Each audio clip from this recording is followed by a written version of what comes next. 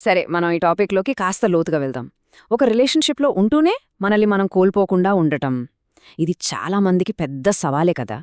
అసలు ప్రేమ మనల్ని కంప్లీట్ చెయ్యాలి గాని మన అస్తిత్వాన్నే తీసేసుకోకూడదు. ఈ విశ్లేషణలో ఒక హెల్దీ లవ్కి అసలు ఫౌండేషన్ ఏంటి, ఇంకా సంబంధాల గురించి మనం వినే సలహాలు మనపై ఎలాంటి ప్రభావం చూపుతాయో చూద్దాం. ఆన్లైన్లో చూసినా, పుస్తకాల్లో చదివినా, స్నేహితులు చెప్పినా, ఎక్కడైనా సరే ప్రేమ, సంబంధాల గురించి ఇచ్చే సలహాలు చాలా వరకు ఒకేలా వినిపిస్తుంటాయి. ఎప్పుడైనా గమనించారా? దీని వెనుక మనం అస్సలు ఊహించని ఓ ఇంట్రెస్టింగ్ కారణముంది. ఆశ్చర్యంగా ఉందా? కానీ ఇది నిజం. చాలా రిలేషన్షిప్ అడ్వైజ్లో ఒక పక్క మార్కెటింగ్ స్ట్రాటజీలా పనిచేస్తాయన్నమాట. Step by step. మొదట మన అటెన్షన్ గ్రాప్ చేసి ఆ తర్వాత నెమ్మదిగా డీప్ టాపిక్స్లోకి తీసుకెళ్తాయి. ఈ ఫ్రేమ్వర్క్ గనక మనకర్థమైతే ఏ సలహా ఎందుకిస్తున్నారో చాలా క్లియర్గా తెలిసిపోతుంది. సో, ఈ విశ్లేషణలో మనం ఈ ఫనల్లోని 3 స్టేజ్ల గుండా వెళ్దాం. అవే క్విప్స్, టిప్స్ మరియు క్లిప్స్.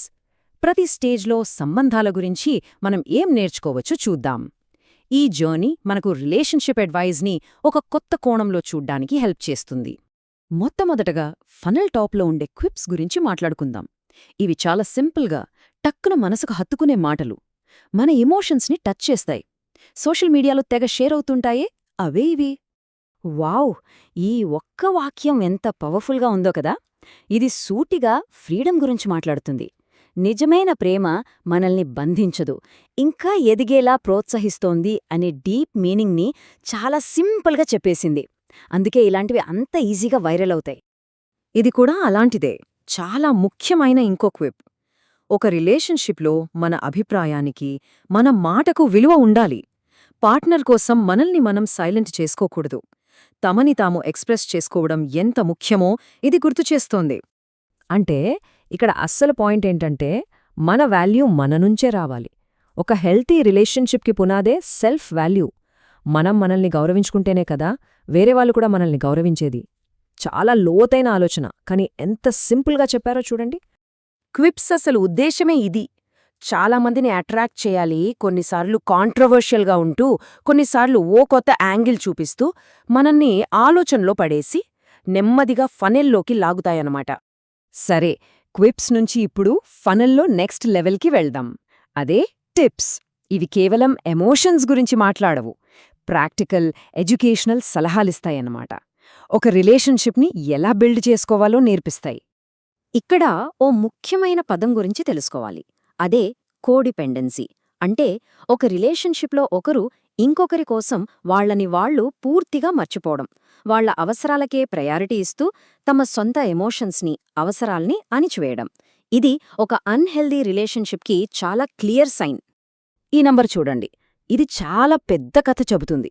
జేజేఐఆర్ జర్నల్లో పబ్లిష్ అయిన ఒక స్టడీ ప్రకారం సర్వే చేసిన 60 మంది యంగ్స్టర్స్లో 56 మంది, అంటే దాదాపు 93% మంది ఒక రిలేషన్షిప్లో మ్యూచువల్ రెస్పెక్ట్ చాలా అవసరమని ఒప్పుకున్నారు. హెల్తీ రిలేషన్షిప్కి ఇదే ఫౌండేషన్ అని ఇది క్లియర్గా చూపిస్తోంది.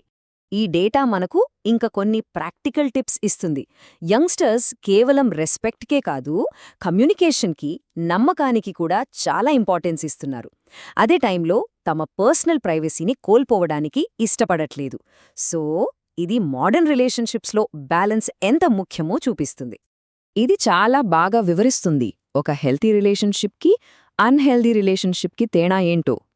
హెల్దీ రిలేషన్షిప్లో ఇద్దరూ ఒకరుపై ఒకరు ఆధారపడతారు, కానీ వాళ్ల ఇండివిడ్యువాలిటీని కోల్పోరు. ఒకరికొకరు సపోర్ట్ చేసుకుంటూనే పర్సనల్గా కూడా ఎదుగుతారు. కానీ కోడిపెండెన్సీలో ఒకరు మరొకరి కోసం తమను తాము త్యాగం చేసుకుంటారు. ఇది చివరికి ఇద్దరినీ దెబ్బతీస్తుంది. సైకాలజీ టుడే నుంచొచ్చిన ఈ ఐడియా చాలా పవర్ఫుల్. మనం కెరియర్లో ముందుకు వెళ్లడానికి ఎన్నో రిస్కులు తీసుకుంటాం, కానీ సంబంధాల్లో మనస్సు విప్పి మాట్లాడటానికి, నిజాయితీగా ఉండటానికి భయపడతాం. కాని నిజమైన బంధం ఏర్పడాలంటే ఆ రిస్క్ తీసుకోక తప్పదు. ఓకే, ఇప్పుడు మనం ఫనల్లో ఫైనల్ స్టేజ్కి, అంటే అందరికంటే డీపెస్ట్ లెవెల్కొచ్చేసాం. అదే క్లిప్స్. ఇవి సంబంధాల వెనుక ఉన్న సైకలాజికల్ థియరీస్ని, మన బిహేవియర్ వెనుక ఉన్న అసలు కారణాల్ని వివరిస్తాయన్నమాట.